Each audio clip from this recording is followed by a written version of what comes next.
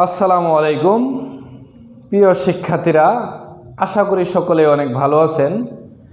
আজকে আমরা বাথসিমের দ্বিতীয় ক্লাসটি করব।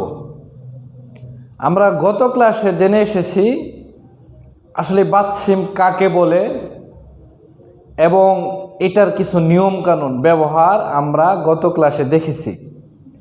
যদি আমরা বাথসিম সঠিকভাবে না জানি, নিয়মকানুনগুলো না জানি, না পড়ি, তাহলে কিন্তু আমরা শুদ্ধভাবে রিডিং পড়তে পারবো না। শুদ্ধভাবে রিডিং পড়তে না পারলে তাদের কথাও আমরা বুঝতে পারবো না, কারণ আমরা ভুল পড়ে আসছি, ভুল শিখে আসছি। এজন্য বাথসিম খুবই গুরুত্বপূর্ণ। ক্লাসগুলো ভালো করে করবেন এবং রুলসগুলো মুখস্থ করবেন। বাথসিম বিষয়টা হচ্ছে, এটা লেখায় থাকবে একরকম, কিন্তু নিয়ম অনুসরণ করে আপনাকে পড়তে হবে অন্যরকমভাবে। লেখায় কিন্তু পরিবর্তন আসে না, আসে কিন্তু পড়ায়। আজকে ভালো করে দেখবেন। চলেন আমরা বাথসিমের দ্বিতীয় ক্লাসটি করি। আমরা গত ক্লাসে দেখেছি বাথসিম কি এবং কিছু নিয়মকানুন। এই ক্লাসে আরও বেশ কিছু গুরুত্বপূর্ণ নিয়মকানুন দেখব। বাথসিমের অনেক নিয়মকানুন, রুলস আছে। চলেন প্রথমে গিয়োগ বাথসিমের দুইটা নিয়ম দেখি।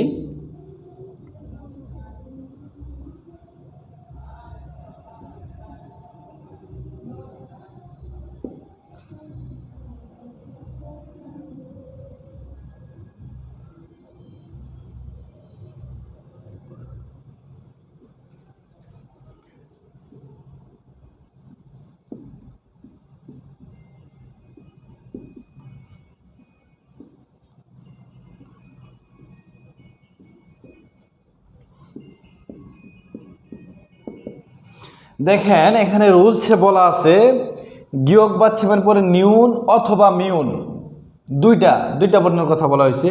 আমি উদাহরণ দিয়ে দেখিয়ে দিচ্ছি।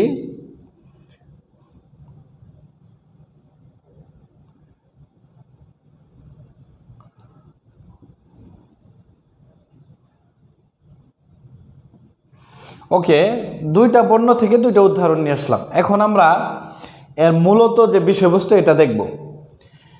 রুলসে বলা আছে, নিয়মে বলা আছে গিয়োগ বাথসিমের পরে নিউন। এদিকে দেখেন, আমরা জানি কি শব্দের নিচে যে বর্ণ বসবে সেটাই বাথসিম। তাহলে বর্তমানে প্রথমে গিয়োগটা কিন্তু বাথসিমে আছে। সহজ, কিন্তু আমরা সহজভাবে গত ক্লাসে পড়ে আসছি, একটা শব্দের নিচে যে বর্ণ থাকবে সেটাই বাথসিম। তাহলে এখানে উল্লেখ করা আছে কোন বাথসিমের কথা? গিয়োগ বাথসিমের কথা। হ্যাঁ, আমরা আমাদের উল্লেখিত বাথসিম পেয়েছি। গিয়োগ বাথসিমের পরে নিউন, গিয়োগ বাথসিমের পরে নিউনের কথা উল্লেখ করা আছে, আমরা সেটাও পেয়েছি। নিউন থাকলে গিয়োগের পরিবর্তে ইয়ং হবে। তার মানে এই গিয়োগটার হবে না, কিন্তু সেটা মনে মনে, মানে পড়ার ক্ষেত্রে, লেখার ক্ষেত্রে কিন্তু হবে। বিষয়টা ভালো করে খেয়াল রাখেন আপনারা। আমরা যখন রিডিং পড়ি তখন লেখাটা থাকবে এমন, কিন্তু আমাদেরকে এটাকে ভেঙে এই নিয়ম অনুযায়ী মিলিয়ে পড়তে হবে। তাহলে কিভাবে হবে দেখেন, এখানে এটা নিয়ম অনুযায়ী সমাধান।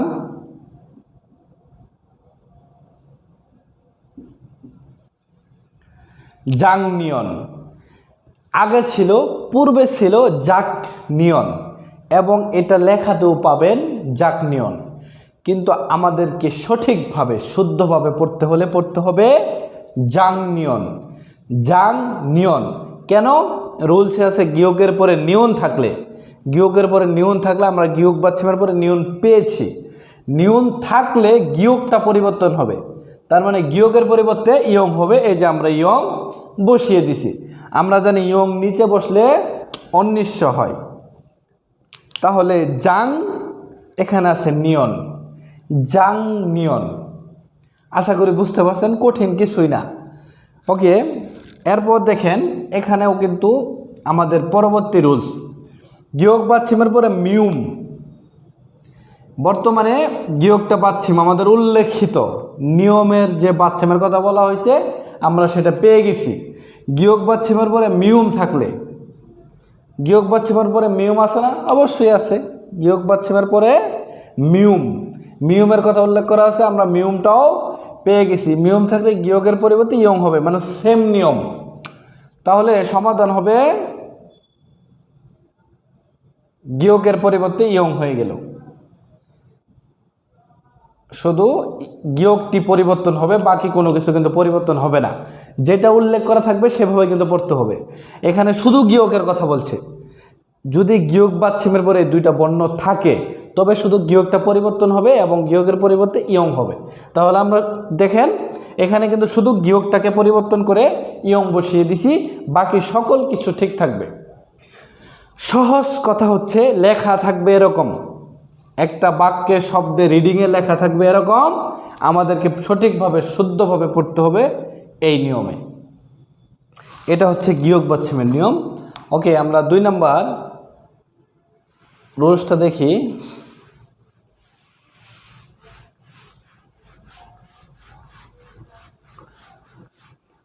বাচ্ছিমের নিয়ম যদি আমরা সঠিকভাবে জানি তাহলে কিন্তু আমরা সঠিকভাবে রিডিং পড়তে পারবো, তাহলে আর আমাদের সমস্যা হবে না। দেখেন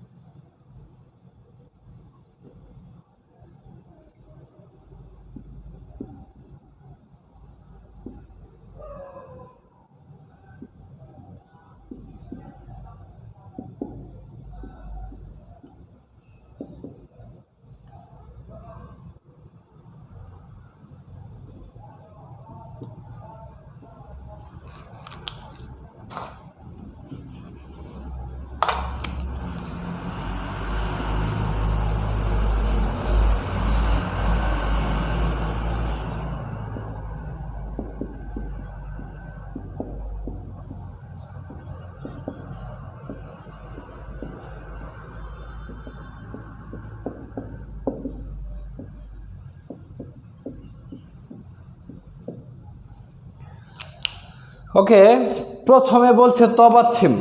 আমরা কিন্তু গত ক্লাসে দেখে আসছি তবাচ্ছিম কাকে বলে, তবাচ্ছিম কয়টি? তবাচ্ছিম হচ্ছে 7টি। তাহলে এখানে কিন্তু 7টার কথাই বলা হয়েছে। আমি যদি এখানে তবাচ্ছিম না লিখে লিখতাম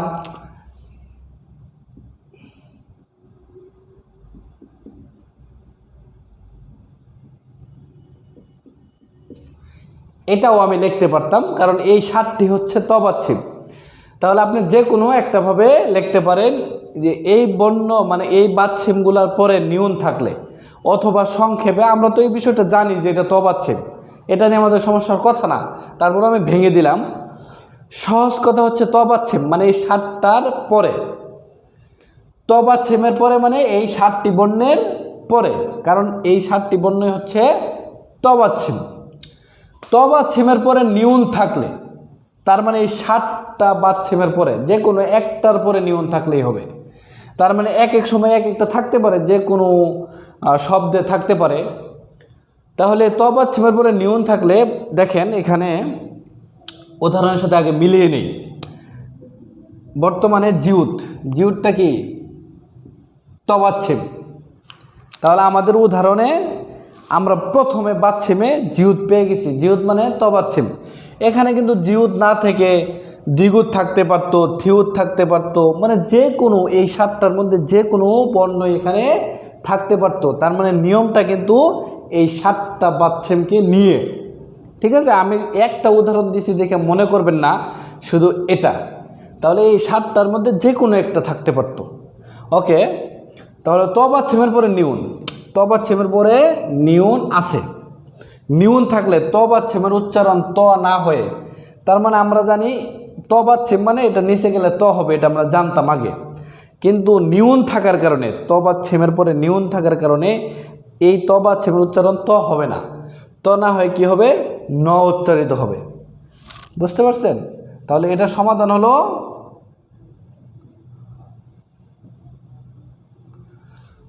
মান নুন। আমরা যদি নিয়মটা না জানি তাহলে হবে মাত নুন, কারণ জিউত নিচে গেলে ত হয়, এটা আমরা আগেই জানি। তাহলে হতো মাত নুন। কিন্তু নিয়ম থাকার কারণে আমরা এখন শিখলাম মান নুন। মান নুন লেখায় থাকবে এরকম, আমাদেরকে পড়তে হবে এরকম। লেখায় থাকবে মাত নুন, লেখার কিন্তু কোনো পরিবর্তন হবে না, কিন্তু পড়ার পরিবর্তন হবে। আমাদেরকে পড়তে হবে মান নুন। তাহলে আমরা সহজভাবে যে শিখলাম তবাচ্ছিমের পরে এই 7টি বর্ণের পরে এই 7টির মধ্যে যে কোনো একটা থাকতে পারে। এখানে জিউত থাকতে পারে, সিউত থাকতে পারে, অথবা শুধু সিউত থাকতে পারে, অথবা হিউত থাকতে পারে, মানে যে কোনো একটা কিছু থাকার পরে নিউন থাকলে, বাচ্ছিমের পরে নিউন থাকলে ত বাচ্ছিমের উচ্চারণটা আর ত হবে না, ত না হয়ে ন উচ্চারিত হবে। তো এই ছিল আমাদের দ্বিতীয় রুলস। এখন আমরা পরের রুলসটি দেখব। বাচ্ছিম কিন্তু আপনাদেরকে খুব ভালো করে আয়ত্ত করতে হবে, নতুবা কিন্তু রিডিং পড়া সম্ভব না। দেখেন,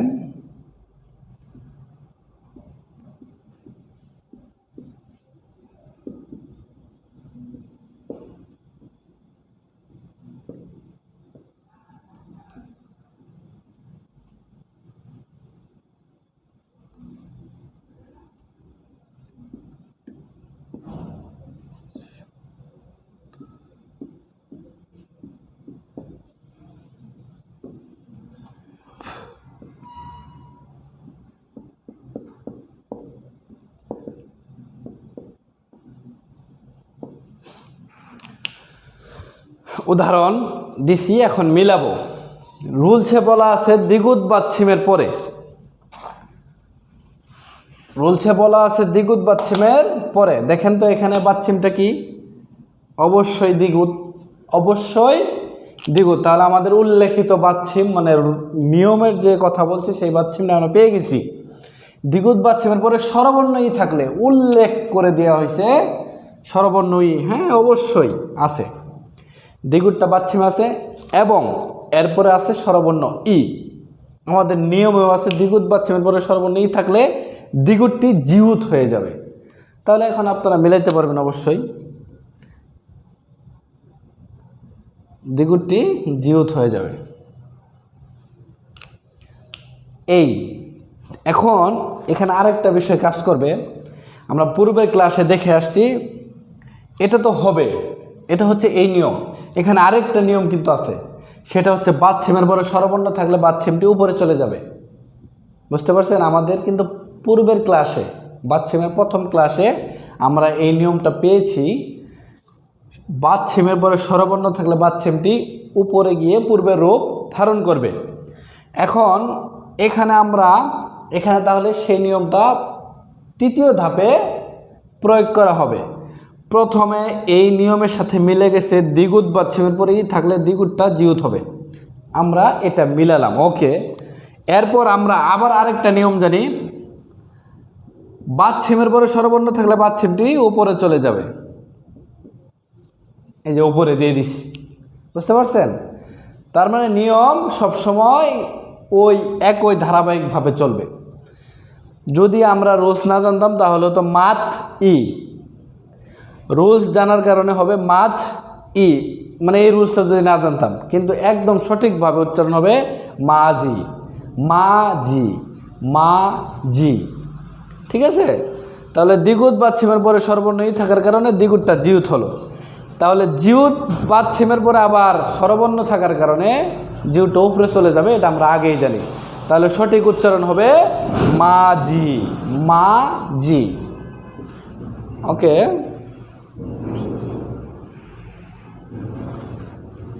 আমরা এরপরের ইয়েতে চলে যাব। আপনারা এগুলো বাসায় প্র্যাকটিস করবেন, বাসায় প্র্যাকটিস না করলে হবে না।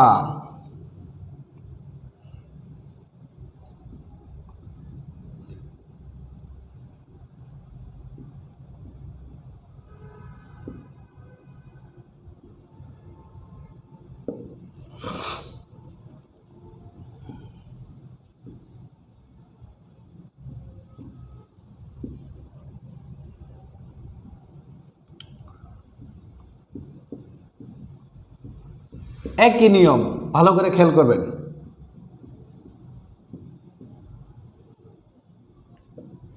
নিয়ম কিন্তু একই নিয়ম, সেম নিয়ম, পূর্বের নিয়ম আর এই নিয়ম এক নিয়ম।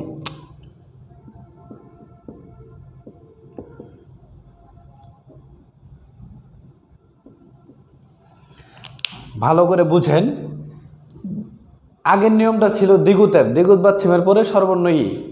এই নিয়মটা হচ্ছে থিউত, থিউত বাচ্ছিমের পরে সর্বর্ণ ই থাকলে থিউতটি সিউত হবে, আর আগেরটা ছিল দ্বিগুতটি জিউত হবে, আর বাকি সব নিয়ম এক। তাহলে আমাদের নিয়মে আছে থিউত বাচ্ছিমের পরে সর্বর্ণ ই। আমাদের এখন এই বর্তমান উদাহরণে থিউতটি বাচ্ছিম এবং থিউতের পরে সর্বর্ণ ই, আমরা দুইটাই পেয়ে গেছি। থাকলে থিউতটি সিউত হয়ে যাবে, তার মানে সমাধান হবে থিউতটি সিউত হয়ে যাবে। তাহলে আমরা আবার আগের নিয়মে চলে গেলে এরকম, মানে বাচ্ছিমের পর সর্বর্ণ থাকার কারণে বাচ্ছিমটি আবার আমরা উপরে নিয়ে গেলাম। সেম নিয়ম ভাই, আগের যে নিয়মটা একদম সেম নিয়ম, শুধু সেটা ছিল দ্বিগুতের নিয়ম, এটা হচ্ছে থিউতের নিয়ম। দ্বিগুতের পরে ই থাকলে দ্বিগুতটা জিউত হতো, আর থিউত বাচ্ছিমের পরে ই থাকলে থিউতটি সিউত হবে। এই হচ্ছে পার্থক্য। তাহলে এটা হবে খাচ্ছি, খাচ্ছি।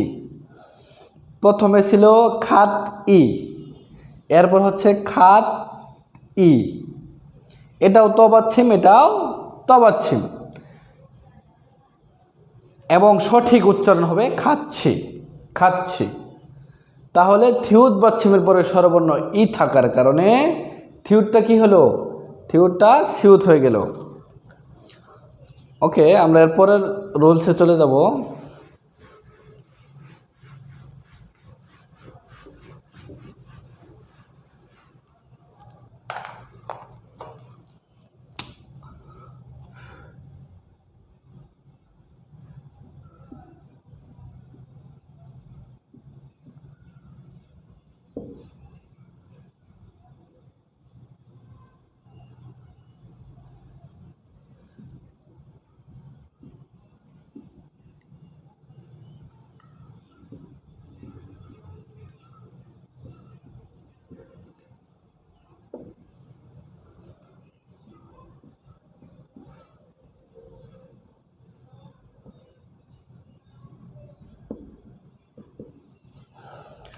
দেখেন এখানে রুলসে বলা আছে ইয়ং বাচ্ছিমের পরে রিউল থাকলে, বর্তমানে আমাদের এই শব্দে ইয়ং বাচ্ছিম আছে, ইয়ংটি বাচ্ছিম আছে, এবং বাচ্ছিমের পরে রিউল থাকলে, ইয়ং বাচ্ছিমের পরে রিউল থাকলে রিউলটি নিউন হয়ে যাবে, রিউলটি নিউন হয়ে যাবে। তাহলে এটা সমাধান হবে এরকম। একটা জিনিস খেয়াল রাখবেন, এখানে যে বর্ণের কথা উল্লেখিত আছে সেটা কিন্তু পরিবর্তন করে পড়তে হবে, অন্য কোনো বর্ণ কিন্তু পরিবর্তন হবে না। এখানে স্পষ্ট বলা আছে ইয়ং বাচ্ছিমের পরে রিউল থাকলে রিউলটি নিউন উচ্চারিত হবে, তার মানে ইয়ংয়েরও কোনো সমস্যা নেই, জিউতেরও কোনো সমস্যা নেই, শুধু এটা পরিবর্তন হবে, এটা পরিবর্তন হয়ে নিউন হবে। তাহলে আমাদের কিন্তু এই পর্যন্ত কিন্তু ঠিক আছে, এই পর্যন্ত এটার মতো ঠিক আছে, শুধু ইয়ংয়ের পরে রিউল আসার কেন রিউলটা নিউন হবে। তাহলে এটা সঠিক উচ্চারণ হবে জংনি, জংনি। আগে ছিল জং রি আর এখন হয়েছে জং নি, এটাই কিন্তু সঠিক উচ্চারণ। ওকে, আপনারা এগুলো বাসায় নোট করে রাখবেন। আমরা পরের রুলসটি দেখব।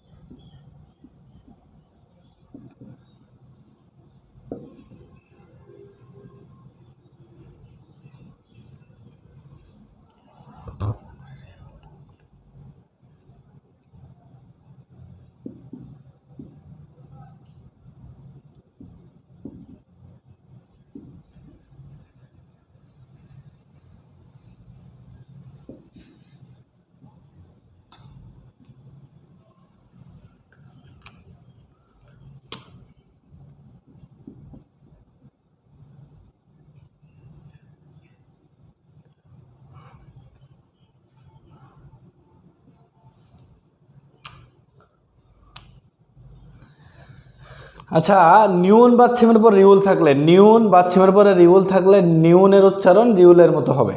তার মানে এটা, আচ্ছা উচ্চারণ না দিয়ে আমি আপনাদের আরও সহজ করে দেই যে নিউনটি রিউল হয়ে যাবে, তাহলে আপনাদের আরও ভালো হবে, সুবিধা হবে। নিউন বাচ্ছিমের পরে রিউল থাকলে নিউনটি রিউল হয়ে যাবে, শেষ। এটা আপনাদের জন্য আরও সুবিধা হবে। রুলসে বলা আছে নিউন বাচ্ছিমের পরে, তাহলে আমাদের এই যে একটা শব্দ, এই শব্দের প্রথমে আমরা নিউন কিন্তু বাচ্ছিমে পেয়ে গেছি। নিউন বাচ্ছিমের পরে রিউলের কথা আছে এবং নিউন বাচ্ছিমের পরে আমরা রিউলও পেয়ে গেছি। তাহলে নিউন বাচ্ছিমের পরে রিউল থাকলে নিউনটি রিউল হয়ে যাবে। তার মানে এই নিউনটা রিউল হয়ে যাচ্ছে। তাহলে সমাধান হবে এরকম,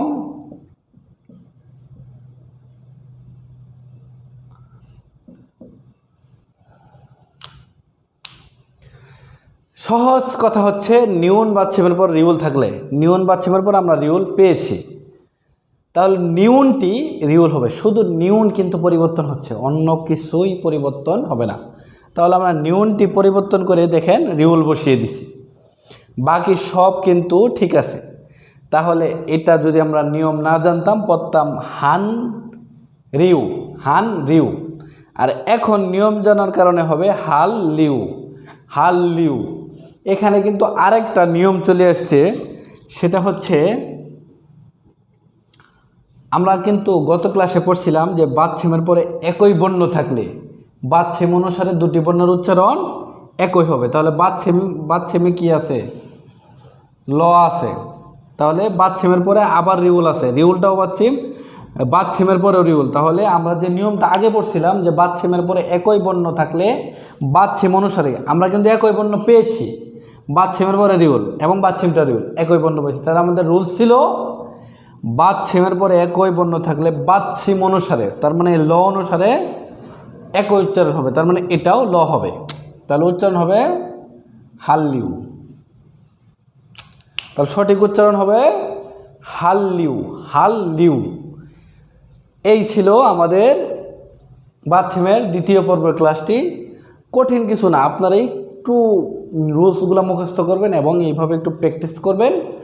আমি আশা করি আপনাদের বাচ্ছিম নিয়ে বা রিডিং পড়ার কোনো সমস্যা থাকবে না ইনশাল্লাহ। এরপরও কোনো সমস্যা থাকলে আপনারা জানাবেন, আমি সমাধান করে দেওয়ার চেষ্টা করব। তাহলে বাচ্ছিমের এটি ছিল আমাদের দ্বিতীয় ক্লাস। আমরা বাচ্ছিমের আরও একটি ক্লাস আপনাদের মাঝে দিব। তো পরবর্তী ক্লাস সবাইকে দেখার আমন্ত্রণ জানাচ্ছি। পাশাপাশি ভিডিওটা যদি আপনার কাছে ভালো লাগে অবশ্যই শেয়ার করে দেবেন, এতে অন্য একজন শিক্ষার্থী সঠিকভাবে রিডিং পড়া শিখতে পারবে। তো ততক্ষণ পর্যন্ত সবাই ভালো থাকেন, সুস্থ থাকেন। আল্লাহ হাফেজ।